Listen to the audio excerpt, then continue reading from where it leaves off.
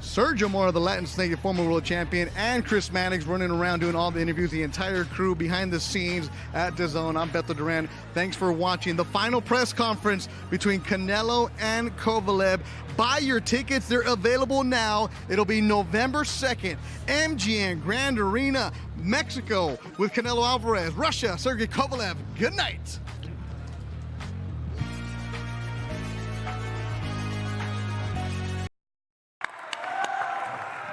Es un placer, José.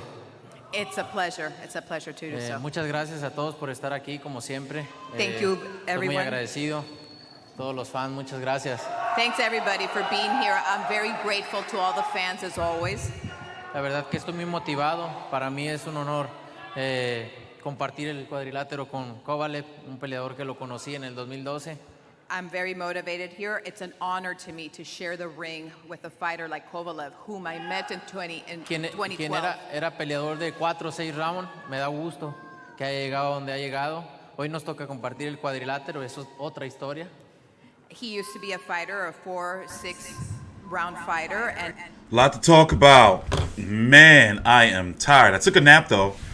You know, the time has come. Next week is the biggest fight of the month, Spence versus Porter, one of the biggest fights of the year. And then after, we have like boxing every single week. I think October the 19th is the only like Saturday that is like really kind of mild.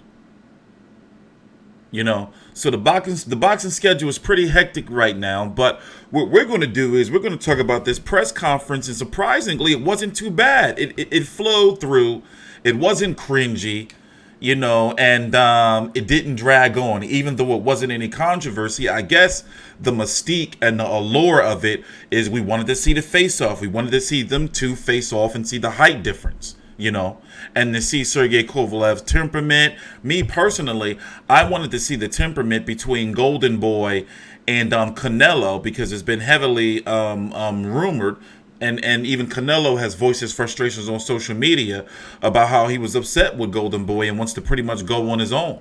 But understand that Ryan Garcia is also with Golden Boy and with Team Canelo. And from my understanding, doesn't Chepo and Eddie Reynoso act as the managers of Canelo? Right? They are the managers of Canelo. So and they manage now Ryan Garcia with Golden Boy as the promoters. So to me, it seems as though things may be on the way back to being normal again with them, especially with this signing of Ryan Garcia to a multi-fight deal. We don't know the numbers, but Ryan Garcia seems to be very happy. Yeah, Kovalev is huge. Hey, let's slow this down a little bit.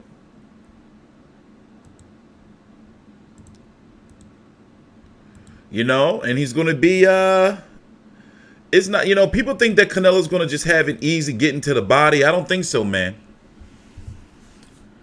I don't think so. If Golden Boy loses Canelo, then Golden Boy will fold. Yes, they will. No, they won't fold. It's just that, you know, Oscar De La Hoya is very wealthy. Like, his net worth is still crazy. You know, they won't fold. It's just that they'll be down to kind of what they are without Canelo, like a regionalized promoter of like Hispanic fighters. Like they haven't been able to really get another fighter outside of Ryan Garcia, who they've been bringing up. They couldn't lose him. They had to give him what he wanted. You know, he is their future. Even though, unfortunately, I think that Duno is going to upset him on November the 2nd. I think that Duno is going to beat him, to be honest with you. So that is the undercard so far. That is the co-feature. So you can't expect it to be too much better after that, right? So it's going to be Canelo versus Kovalev for the 175-pound WBO title. And then you're going to have Ryan Garcia versus Romero Duno. And Virgil Ortiz can probably be on the undercard too, right?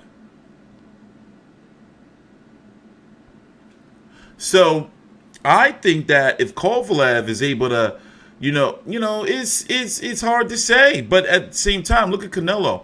He don't have to really cut no weight. He's going to, be able to come in at a comfortable weight. There is rumors and allegations that there's a rehydration clause.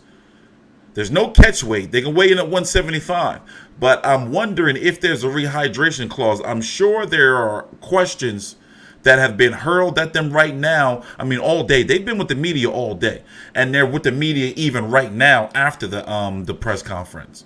So I'm sure there's going to be answers all over social media and YouTube channels tomorrow.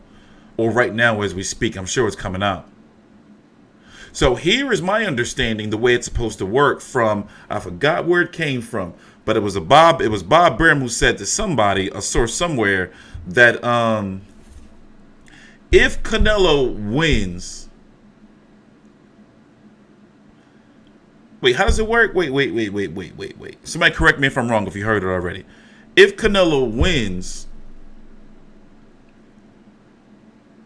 Kovalev is automatically signed to the zone for like 2 fights. But if Kovalev wins, or is it the other way around? If Kovalev wins, then Canelo versus Kovalev could end up on ESPN. Kovalev versus Canelo 2 could end up on ESPN. Something like that. It's a weird type of deal, but Kovalev has gotten a lot of money. Main events? Isn't this their biggest fight in like the history of main events?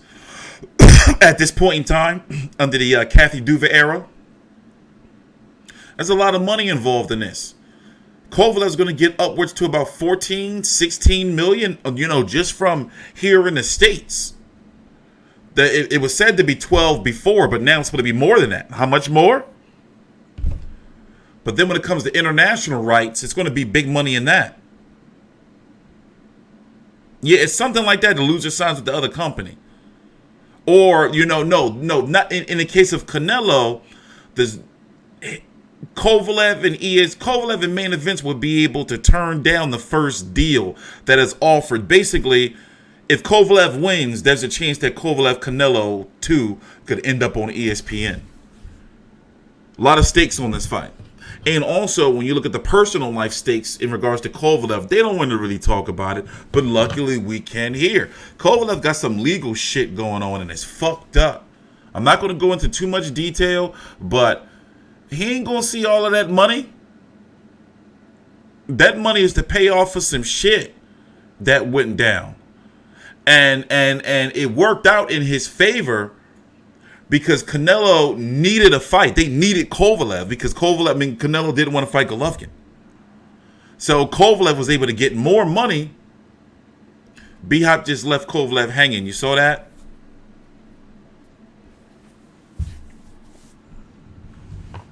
But yeah, it's all looking good in the neighborhood now. I'm excited for the fight. It's going to be a busy night. You have Miguel Berchelt versus Jason Sosa on... What's that? That's regular ESPN, right? You have Nate Diaz versus Jorge Masvidal. I always fuck up his last name. UFC 244 the same night. Or George. I'm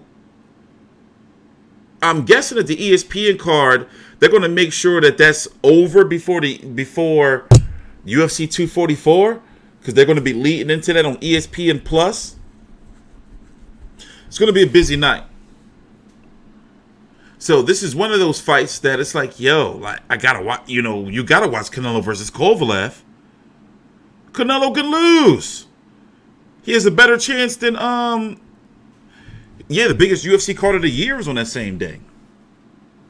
He has a better chance to beat him than Danny Jacobs. Damn sure a better chance than Rocky Fielding. With the size difference and the power difference, can he do better than Golovkin? I don't know. A